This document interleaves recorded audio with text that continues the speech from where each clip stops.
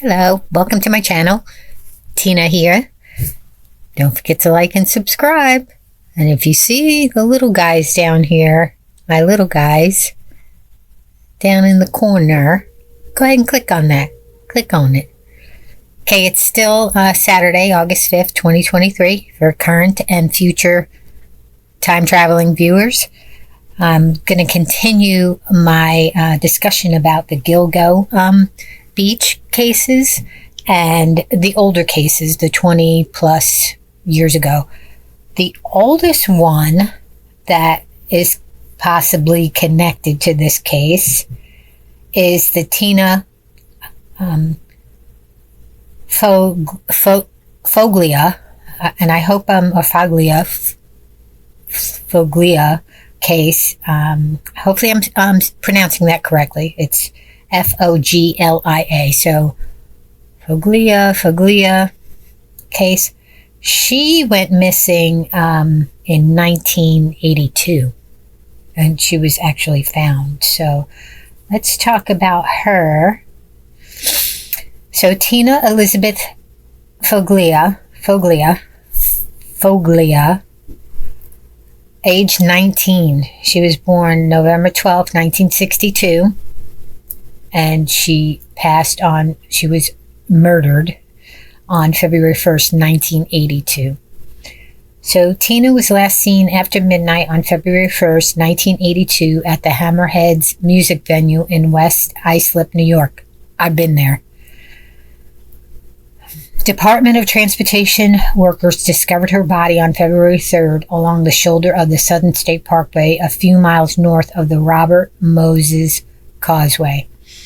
Her remains were dismembered and placed in 3 separate plastic garbage bags. A diamond ring that Tina was known to wear was missing. Tina lived in Brentwood, New York, and worked as a home health aide. According to her sister, Tina had recently started dating a doctor, however, she never revealed his name. The DNA of an unknown male was found on the garbage bags. In 2017, police announced familial DNA testing would be performed. So let's look at that would be phenomenal if they could track that down like sooner rather than later. So this is according to Pix 11, New York's very own. So it was a story linked from the Gilgo Beach case .com website.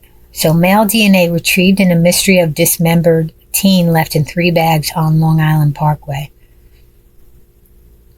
Bay Shore, New York. When Pix 11 returned with the New York State Police to the Suffolk County spot where a gruesome discovery was made 35 years ago, it was a rainy day. So this story was written in 2017. It was just like the day in February 1982 when 3 bags were discovered on the shoulder of the northbound Sagticos Parkway. Those bags contained the body parts of 19-year-old Tina Foglia. The location is very close to where the westbound Southern State Parkway feeds into the northbound Sagticos in Bay Shore. The DOT worker suspected it was a body because of the shape of the bags. Senior investigator Simon Ocampo told Pix 11, and when he got closer, he saw hair. Tina was a brunette who loved the Long Island rock music scene at Hammerheads, once located on Sunrise Highway in West Islip. Yes, I have been there. A club that launched bands like Twisted Sister. She spent her last night alive there on February 1st, 1982. Tina was last seen at the exit of Hammerheads, Ocampo said.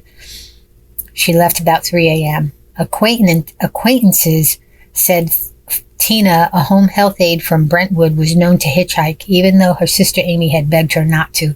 We did, like in Brooklyn, we used to hitchhike, and we knew, even back then, it was in the 70s, it was kind of a sketchy, not real safe thing to do. But we used to hitchhike from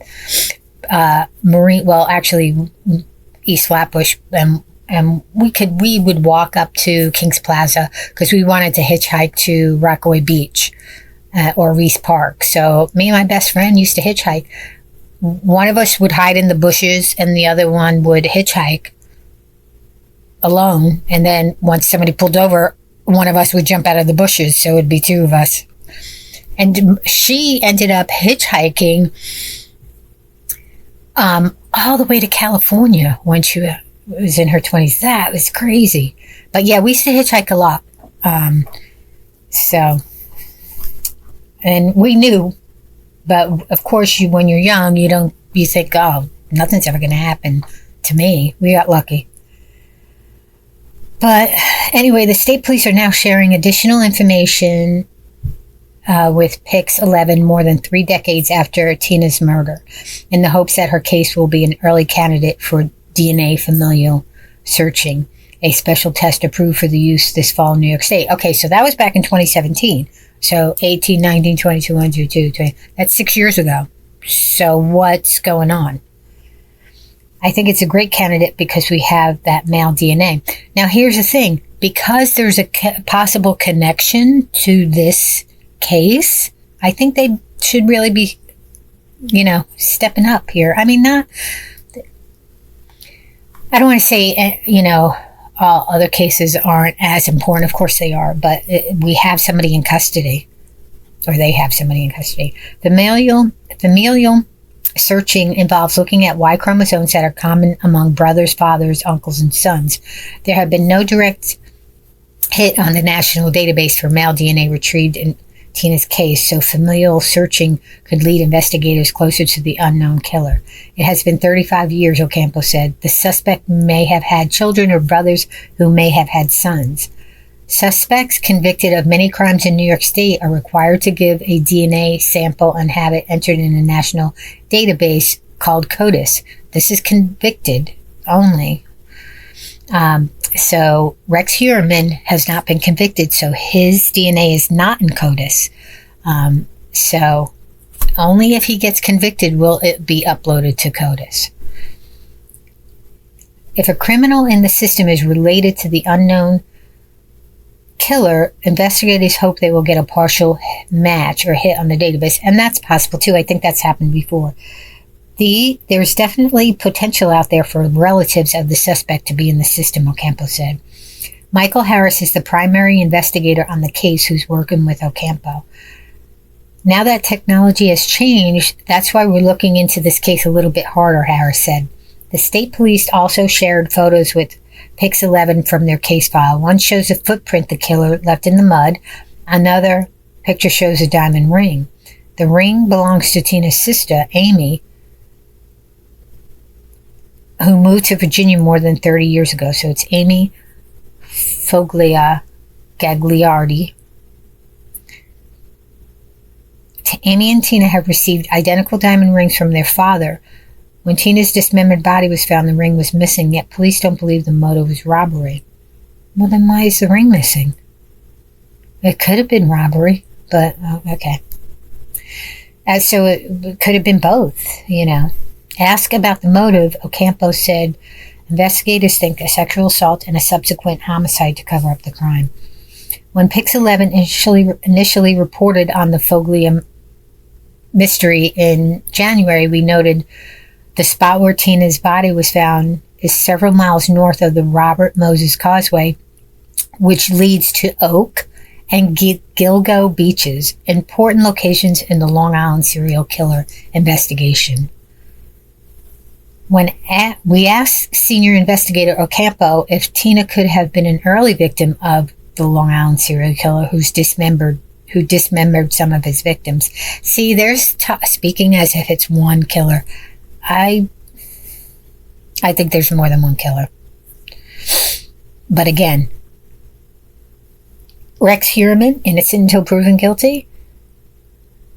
I firmly believe that he has been doing this for many decades. There's always the chance, Ocampo said, it's not something we would rule out. But Ocampo added, that's not an active avenue of the investigation. Ocampo told us police interviewed Tina's ex-boyfriend, who was living in the South, and other men she knew in the months, years after the murder. He said they'd like to interview some of the men again. They also interviewed some band members from various groups that played at Hammerheads, including the music acts that were playing on February 1st, 1982. Ocampo shared that some of the men interviewed over the years voluntarily gave swabs that could be tested for DNA evidence. At the time Tina was killed, she was approximately 185 pounds and 5 foot 2 inches tall, with brown eyes and brown shoulder-length hair. Aside from Hammerheads, Tina frequented other clubs in Islip and Babylon. Even though police believe the killer could have pulled over on the shoulder of the Sagticos Parkway, which is very close to the westbound Southern State Parkway ramp, they said he also could have parked on a Bayshore street that's right behind the brush. The intersection is Privet Place and Gardner Drive in Bayshore. I believe it's solvable, Harris said. We just need that one little break. New York State Police were asking anyone with information to call them at, I don't know if this number is still valid, 631-756-3300. Man, hopefully they're still working that. Hopefully they're still looking. They're still looking at, let's see if there's anything, if they're still working hard on that case, because it seems, I know it can take a long time, but it's 6 years now, and things are like they can pretty much hook into it pretty quickly if there's a trace. Let's see. You got Web Sleuths has it on their website. Reddit, of course. I just want to look at something. Medium. Uncovered. Sounds familiar, this website.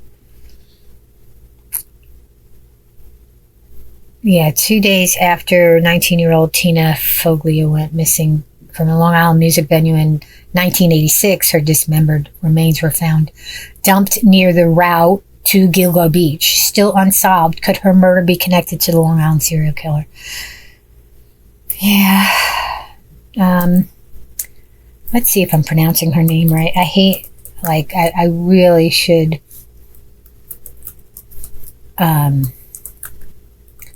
get the pronunciation correct before I get on. Pronouncenames.com. Let's see. Foglia. It's Italy. Foglia. Well, they're... Foglia. Yeah, I got you. That's Italian. Do you have it in? Let's see if they have it the way we would pronounce it. Foglia. Foglia. But the way they pronounce it in Italy is Foglia. No, they're Pronouncenames.com. Foglia. Oh, Foglia. Okay. So they say Spanish, Foglia. They say Italian. Oh, here we go. Foglia. Pronouncenames.com. So it's most likely Italian. Mario Foglia. Foglia. Mario Foglia. Mario Foglia. Okay. All right. Sorry for that interruption. I should just really make sure I'm getting these names correctly. What a pretty girl. And just a shame. Oh, wait a minute. They just updated this July 23rd. Music Loving. What is the new update?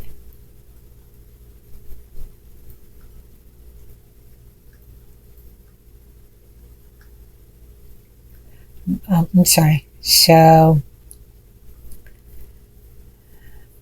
what's the new update?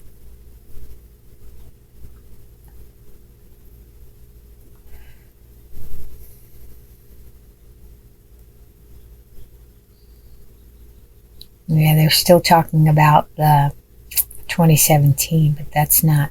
Do they have another update? Yeah, they're getting it from gilgocase.com, where I get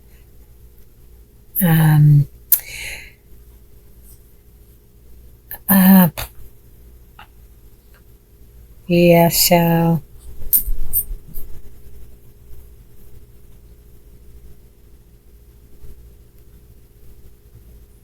new testing may identify, and when was that?